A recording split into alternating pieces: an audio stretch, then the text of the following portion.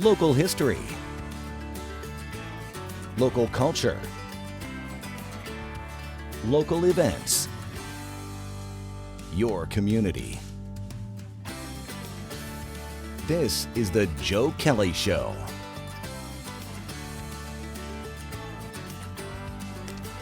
Hi there, everybody. Welcome to the show. Thanks for joining us. Our guest is Dennis Webster. Dennis is a very prolific local author and very talented too. He's out with a new book, a book he has edited and compiled and has got a story in it too. And we're going to talk about that new book. But first we're going to say welcome. Good to see you again. Yeah, thank you for having me back, Joe. Congratulations on the book, Adirondack Mysteries. And it's a compilation of several authors. Correct. And what gave you the idea, and you've got a story in there as well, what gave you the idea to do this? And there's a commonplace thing, Adirondacks, a theme. Yes. What yes. gave you the idea, Dennis? It all started when I dabbled in writing a few short stories. It's a different kind of writing than writing full books. And I knew some people through Utica Writers Club, Mystery Writers of America, that also wrote short stories. So I thought this would be an interesting thing to pitch North Country Books. And this one's the fourth of the volume of Adirondack Mysteries. So it's been a good seller, and it's a lot of fun. The Adirondack Books, that's kind of a comeback, or North Country Books, that's kind of a comeback for them, isn't it? Yeah, you know, Rob Igo, which we both know, his family started North Country Books in Utica, New York, 1965. Adirondack Sky Pilot, I believe, was their first book. And they published a lot of great books, but I believe with the onset of COVID and with the way the business world was, that Rob ended up selling the business. So now it's owned by Globe Pequot Press, but it was idle for a few years. So it's great that product is being brought back for the public. Mm-hmm. I used to love it when they had that shop down on Lafayette Street, and they were filled with books down there. Oh yeah, I walked in there. That's how I first met them, and that's one of the things that inspired me to write something that they might want to publish, because I'd stop in there, and Rob would always friendly man come out of his office, talk to you, and you're right, they had a vast collection of books in there. Refresh my memory. Your first book was? It was called Daisy Daring and the Quest for the Loomis Gang Gold. Not a very good seller, but I loved writing it. It was historical fiction, but that kind of opened the door, and I've done nothing but pretty much nonfiction since then, except for the Adirondack Mysteries. I'll make a guess that the book you wrote on the old Utica Lunatic Asylum was, if not your bestseller, one of your bestsellers. It is the best-selling book that I have written, to be honest with you. Yes, it's been a great seller. It's such a wonderful story and tracks so many people, and it still sells strongly even 10 years after it was published. This book, how long was it in the making? About 1 year, the process of, because I had to write my own story, which took a couple months, but being the editor and story compiler, I had to reach out to different areas of where there's writers, and I had to vet and pick what I thought was the best collection of my favorite stories. How did you come about, are these all local people? Nope, it's a mix. There's a handful of local writers that I knew through Utica Writers Group, and then some writers are from the Mystery Writers of America. So it's a nice mix. And did you tell them the kind of stories that you were looking for, or that they'd already written, or were these stories that they wrote specifically for Adirondack Mysteries? What I did was I looked at stuff that they had previously written, and if I liked their style, then I gave them what I was looking for, under 10,000 words, and it had to be fictional crime that took place within that blue line of the Adirondacks. The only other standards I had was I didn't want it to be overly graphic, because we want to be able to sell and market that to 12-year-olds and up. So, and make it gripping, but not necessarily graphic. Mm-hmm. And the people that are in this book, the authors, are they all experienced authors, or are there some first-timers in here? Almost all the authors are experienced authors. There's a handful of them in there that are actually Edgar Award-winning authors, which means they're the best that the mystery writers have to offer, but then there are 2 people in there that they're rookies. This is their first time writing a story, including a gentleman named Dan Swift, who's local here in the Utica area. Is that the one that you were telling me before the show was a Boy Scout? Yeah, Dan's a very interesting man. He's an Eagle Scout, and he's also a 46er, which means he climbed every single high peak of the Adirondacks. And he's a great writer, and I love his story because it's got a theme from the Boy Scouts with it. Okay. And what about your story? What's the basis of yours? Well, you know that I'm a paranormal investigator and a ghost hunter, so of course I put a little ghost twist on mine. It's got ghosts involved with it, but it takes place on a cabin on Mirror Lake, which is Lake Placid. And this is not the first time you've gotten into fiction. Yeah, this is the 4th short fiction story I've written with the Adirondack Mysteries. It's fun, it's challenging, because you want it to make it realistic and factual based, but also you can explore and pretty much go wherever you want with it. Do you find that, I find writing fiction, and I don't have your experience with it, but I find the little dabbling that I did into fiction much tougher than writing nonfiction. Spot on, Joe, I agree. Fiction is incredibly difficult. I've written a couple very bad manuscripts in fiction that got rejected resoundingly by a lot of publishers. Yeah. But you're right, because I don't know why I tend to majority go to the nonfiction. I think because the research is half the fun. Yeah. And the people that are in the book, there's how many? There's 12 stories in the book, so there's 12 authors. Okay. And do you think that this is the end? This is the 4th, correct? Right, correct. Do you think that's the end of it, or could there be a 5th one? There could be a 5th one. Actually, before this was even out, the publishers asked me to do something very similar, Adirondack ghost stories. Oh. So instead of true paranormal stories, it's mostly the same authors, and I've picked a few other ones, including another local author named Gary Storsberg, who's from the Prospect area. But yeah, so that'll be a collection of fictional ghost stories that take place within the Adirondacks. The book is for sale where, Dennis? You could get the book at the Oneida County History Center, Barnes & Noble in New Hartford, online, Amazon.com. And it sells for how much? I believe the price is $21.95 on the back, $23.95. I don't see it, but I'll look at it, and when we come back from break, I'll let everybody know. Dennis Webster is our guest. He's out with a new book, Adirondack Mysteries. He's got one story in there, and he has edited the other stories and compiled them. Short break right now.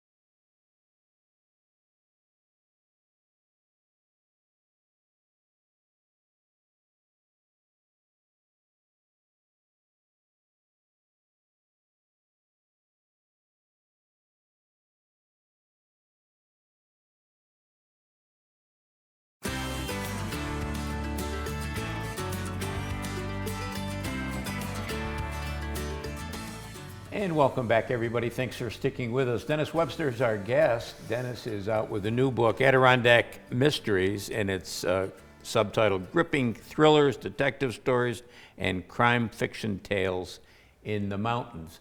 And you wrote the one story, but you edited the rest, you compiled the rest. How is it being an editor? It's a difficult job, to be honest with you, because writers tend to be very protective of their art, their craft. So any word change or suggested deletions, additions, they get super sensitive about it, but you got to do your job. You know the standards that you want. And sometimes, I think for writers a lot of times, and you know you're a writer, you'll write stuff and not realize it might not come across the right way. So that's the job of an editor, to help you keep you on the right track. Yeah. It's a job I wouldn't want because of the way you just described it. It's I remember when I had some newspaper columns way back in the 80s and 90s at the OD, edited. I wasn't a happy camper about it. Yeah. And some editors are leave a very light imprint on what they do. Others are slash and burn kind of people, you know. So it depends on what kind of an editor you get. I guess you could say that I was more like a velvet hammer. Yeah. Tough, but kind of soft in the approach. Yeah. You know. Yeah. And a lot of writers are very trying to think of the right word to describe their personalities, but they can be a little difficult to deal with. Yeah, too. it's interesting because in my lifetime, I've met a lot of wonderful authors, but they tend to have, in my opinion, sort of a personality like you'd find in engineers or people that are in like IT type of line of work. They tend to be very focus driven, but not necessarily warm and fuzzy. Yeah. You know, yeah. they put their love and craft into the words. Yeah. You know. Your story. Talk about your story. Where did the idea for your story come from? I just had an epiphany one day. I think it came from reading and watching a Edgar Allan Poe movie and reading a story. So it's not plagiarism when you're inspired by something, but I don't want to give the ending away, but it was when people read it, and if they reach out to me and email me, they'll know exactly what story that I'm referring to. It's got a similar twist. You know, so I'm not afraid to say that writers are inspired by many, many different things. I agree with you 100%. And sometimes if you read this writer, and this writer, you come out with something else, which is maybe a conglomeration of influences from a variety of places. Sure. The book, we should say, the price is, I checked on the back, $22.95. Yeah. And the people that do these kinds of local books, is there a chance at making some money? Yeah, well, the people that write the stories, like myself, we're given a small advance by the publisher, which is really nice. And then you get a percentage of the residuals, if you want to know the business side of it. Yeah. You know, usually about 8% maybe of the cover price. And by the time, you know, your taxes are taken out of that, you know, but most of the writers I know do it for the love, and they do it for just the thrill of being published, not necessarily the money. I'm what's called a mid-lister. You know, that means I sell just enough copies to get a deal to publish another one. How did you get started? I mean, we should tell people, and you got your CABVI shirt on, that Yes. You have a very important position down there. How did you get, and what do you do down there, Dennis? I'm the vice president of manufacturing, which means at CABVI I oversee and run the factory that employs blind and visually impaired people, and also a call center that employs the blind. So very rewarding job, great not-for-profit. But I got into the writing when I just accidentally took a creative writing course at Utica University in my undergrad, and I loved it. And I had a professor that said, you have a little bit of writing talent, you ought to think about pursuing it. And I've always looked at it as a fun hobby and just a terrific pursuit. To me, when you look at art, like painting, music, writing, to me, it's like immortality. You know, we all have a shelf life. Someday I'll be gone, but I'm hoping that my words or my stories will inspire my children, perhaps others, that if I can do it, just a simple local guy from Utica, anybody can do it. I was thinking about that just the other day, that thing about leaving something behind. And yeah, you've got a lot of books. How many? This is number what? 12. Okay. And the process, are you a fast writer, a slow writer? Do you work on a computer, a typewriter? How do you do it? I tend to be a fast writer. It's interesting, Joe, you asked that. When I first started in the 90s, I would write everything out on a legal pad, then type it into a typewriter, which was super slow, and it was like I couldn't keep up with my mind. I tend to write fast in short spurts. And I remember I read a book by Stephen King called On Writing. Great book. Read the book too. Yeah, and in it, if you notice, he's very similar. I'm not saying I'm Stephen King, nowhere near, Yeah. but he does a similar thing. He sets either a word count or a certain amount of time, like 1 hour a day. That's all he does. But he's fast. He can just get it out of his mind on the paper real quick. Yeah. And I tend to be that kind of writer. Maybe that's why I've never had writer's block. Yeah. You know, it's interesting we're having this conversation because I just wrote a column, a newspaper column for the Daily Sentinel, Yeah. which is going to be, I guess, in this this coming week's issue and in the Boonville Herald today or tomorrow. And the article, the column, is about John D. MacDonald. And he was a great author, local first, and then he became national and international. Sold something like 70 million copies of his books, became a millionaire. But anyway, the way he did things, Dennis, was he would write from 9 to 5 every day, not Monday through Friday, every day, 9 to 5. And if that turned out 500 words, it turned out 500 words. If it turned out 5,000, it turned out 5,000. But that was the way he did it. Yeah, yeah. Wow, that's amazing. You know, I don't know if I could concentrate, to be honest with you. My style and the way my brain works that long on one particular topic. Yeah, that's a long time. That is. Well, God bless him. And, you know, that's amazing because a lot of people don't realize the statistics. Less than 1% of published authors sell more than 5,000 copies of any particular book. So to be a bestseller is rare. You know, and then to be able to make a living and sell millions of copies is, you're top of the top. That's pretty amazing. Yeah, I'm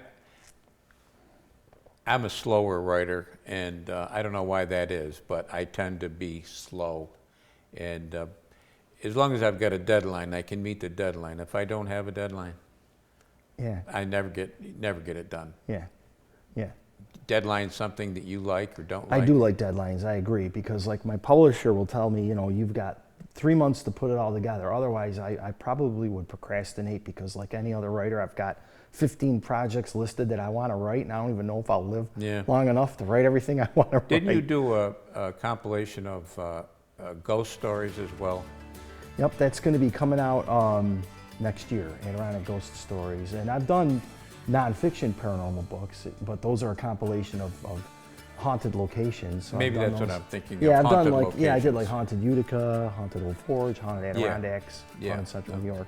Maybe we'll touch on that when we come back. Okay. Dennis Webster is our guest. We're talking about his new book, Adirondack Mysteries. It sells for $22.95.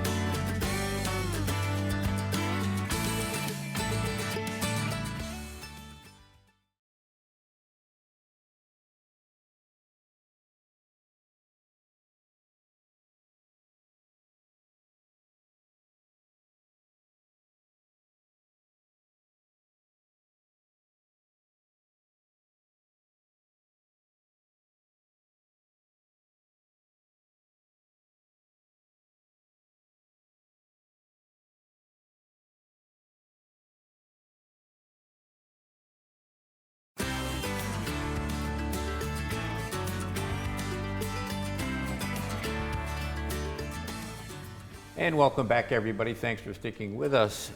Dennis Webster is our guest. We're talking about his book, Adirondack Mysteries, a compilation of how many stories?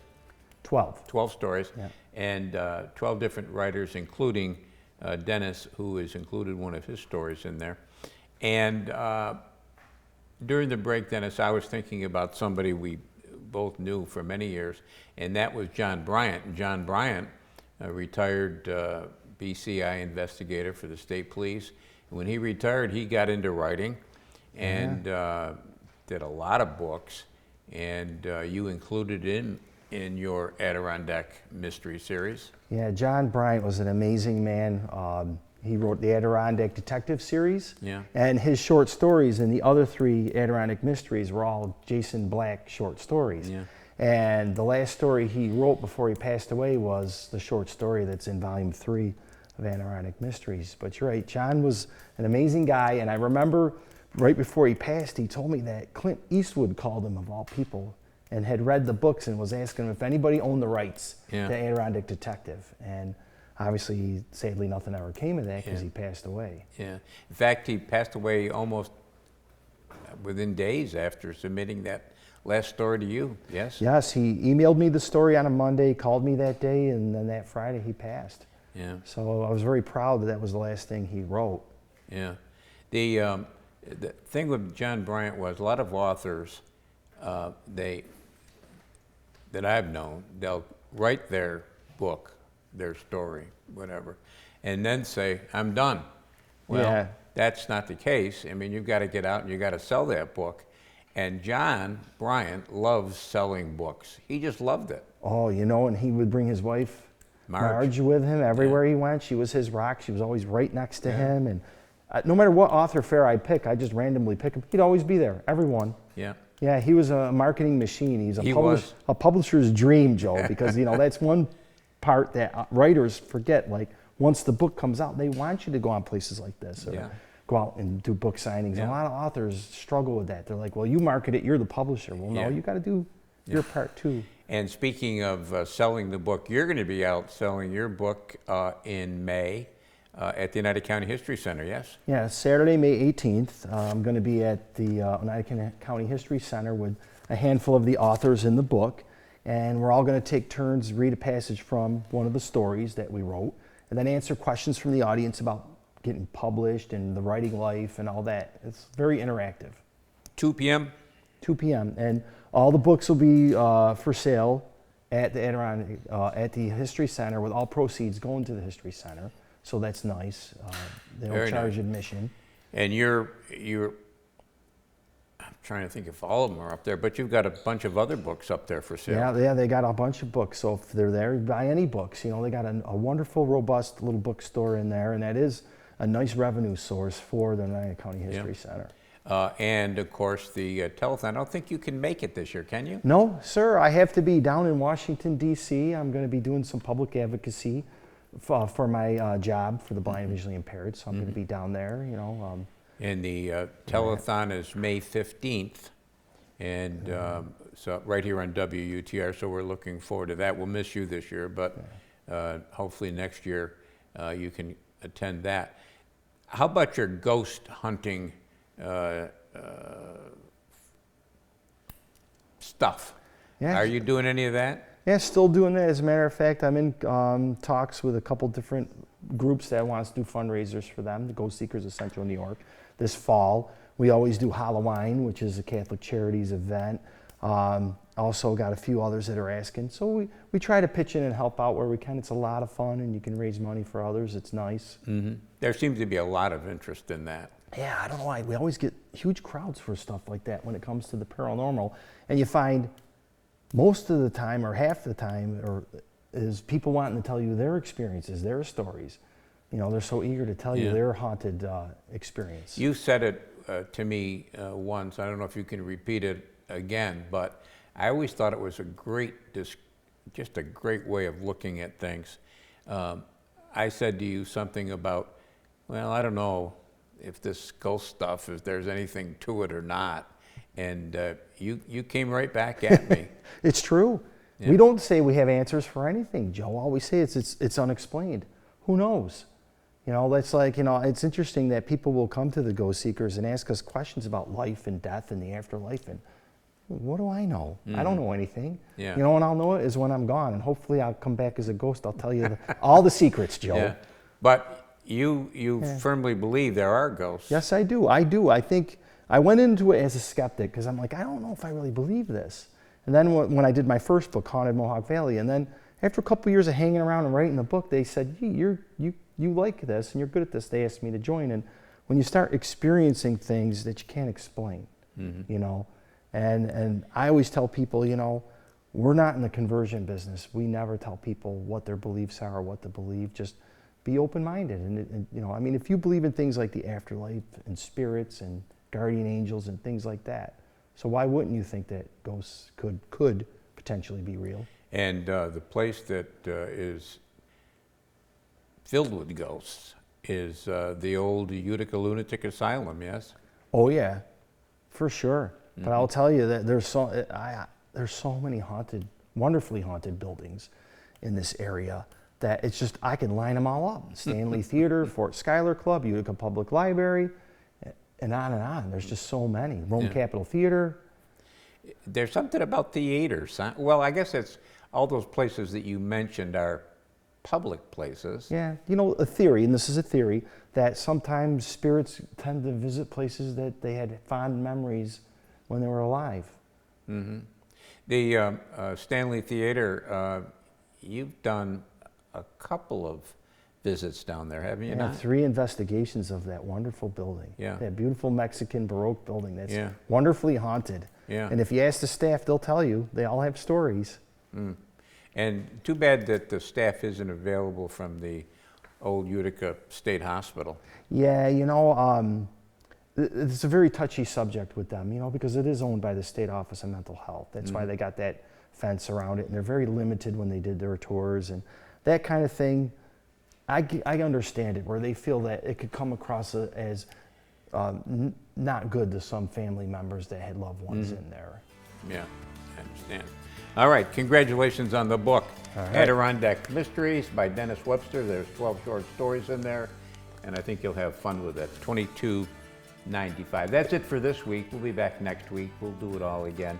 And don't forget, Dennis is going to be up at the Oneida County History Center on May 18th.